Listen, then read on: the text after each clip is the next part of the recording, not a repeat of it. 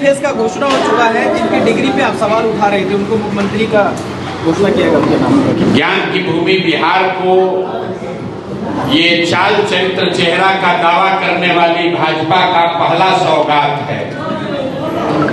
ऐसे व्यक्ति को मुख्यमंत्री बनाए हैं जिसका चाल चरित्र और चेहरा तीनों चर्चा का विषय होना चाहिए। लेकिन ये नई भाजपा है और इन्होंने दिखाया है कि बिहार को अब गुजरात से चलाया जाएगा।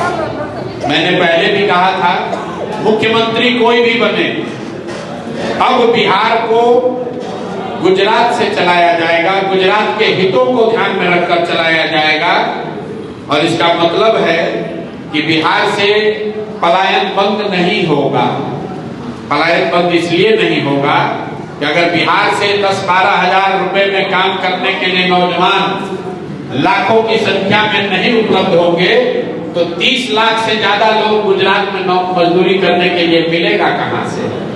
तो जो आज यहाँ मुख्यमंत्री बने हैं, व्यक्ति की बात नहीं है, उनकी चाबी, उनका रिमोट कंट्रोल अमित शाह के पास होगा, जिनकी प्राथमिकता ये है कि गुजरात में 10-12 हजार रुपए में काम करने के लिए लाखों बिहार के लड़के ट्रेन में, बस में जानवरों की तरह बैठकर जाते रहें। आने वाला जो समय है उसमें गुजरात का आदमी फैक्ट्री में मालिक रहेगा और बिहार के बच्चे उन्हीं फैक्ट्रियों में मजदूरी करेंगे। इसका दोष किसी नेता और दल को नहीं है, इसके लिए हम और आप दोषी हैं, क्योंकि हम लोग मोदी जी का भाषण सुन के वोट दिए हैं, हिंदू मुसलमान बनकर वोट दिए हैं, जातियों में बढ़कर वोट दिए हैं, 10,000 रुपए के लालच में वोट दिए हैं। तब उसका खामियाजा भी हम ही को और हमारे बच्चों को भुगतना पड़ेगा।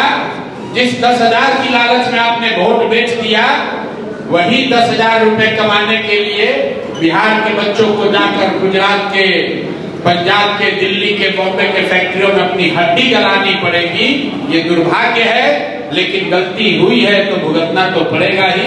यही बात आपको आज बताने आए हैं। सर, एक लास्ट क्वेश्चन है, अपकमिंग इलेक्शन में भी यही चैलेंजेस आएंगे, कैसे दूर करेंगे आप? भाई, चैलेंज हमको नहीं दूर करना है, चैलेंज तो बिहार की जनता को दूर करना है। उनको तय करना है कि उनको मुख्यमंत्री के तौर पर कौन चाहिए।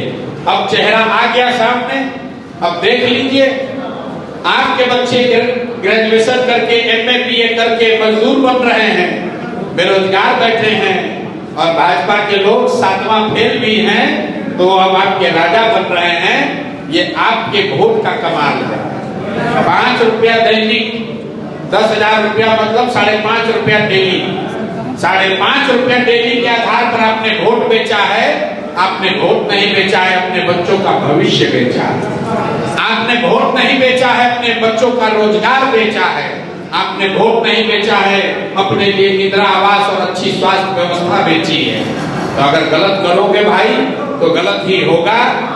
कोई प्रशांत किशोर, कोई नेता, कोई दल बिहार को नहीं सुधार सकता है जब तक बिहार के लोग नहीं सुधरेंगे, जब तक सीमांचल के लोग नहीं सुधरेंगे, तब तक कोई बिहार को नहीं सुधार सकता है। बहुत बहुत धन्यवाद।